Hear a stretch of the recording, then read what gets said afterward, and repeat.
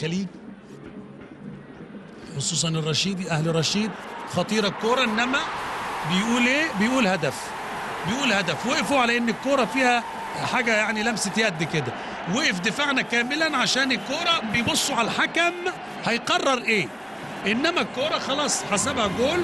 المقبالي استلمها وحط الكوره بمنتهى السهوله والغرابه، وطبعا لسه كان محمود حمدي بره، فالنقص العددي موجود. وفي المنطقه دي ما حدش كان الفرحه العمانيه بالهدف الثاني، وتغير اللقاء.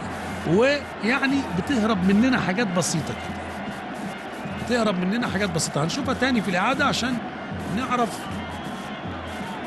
انه يعني انتظروا رايه الحكم. هنا الحوار هنا بيقول لهم خلاص ارجع عادل المقبالي الهدف الثاني له دقيقه 5 من او دقيقه 95. شوفوا هنا الكوره عدت من احمد سامي، وعلى طول الراجل استلم وحط الكوره برجله الشمال اهي اهي.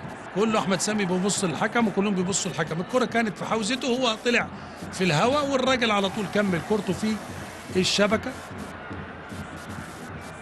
مفيش تغطيه خالص، مفيش حد مأمن خالص. وادي المقبالي مع الدقيقه 95 او الدقيقه 5 من الشوط.